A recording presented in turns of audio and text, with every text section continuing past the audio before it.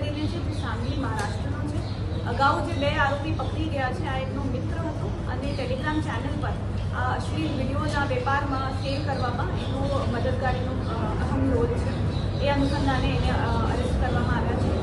ત્યારબાદ આપણે 2 આરોપી પકડ્યા છે. પરેશ ધામેલિયા કરીને જે સુરતનો રહેવાસી છે અને રાયન પરેરા જે વસઈ મહારાષ્ટ્રનો રહેવાસી છે. આ બંને હેકર હતા.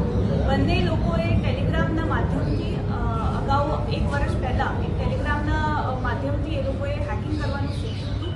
એના પછી એ લોકોએ હેકિંગ સીસીટીવી હેક કરવાનું ચાલુ કર્યું હતું. છેલ્લા 9 મહિનામાં એમને 50,000થી ઉપર સીસીટીવી હેક કર્યા છે. અને આ લોકોએ હેકિંગ માટે જે મેથડ યુઝ કરતા હતા એ પણ આનો ખુલાસો થયો છે. આ લોકો જે વલ્નરેબલ આઈપીસ હતા એનું આ 2 ટૂલ્સ સોફ્ટવેરના માધ્યમથી આ લોકો ટેસ્ટ કરતા હતા. પછી સોફ્ટવેર અને ટૂલ્સ યુઝ કરીને બ્રૂટ ફોર્સ અટેકથી આ લોકો સીસીટીવી હેક કરતા હતા.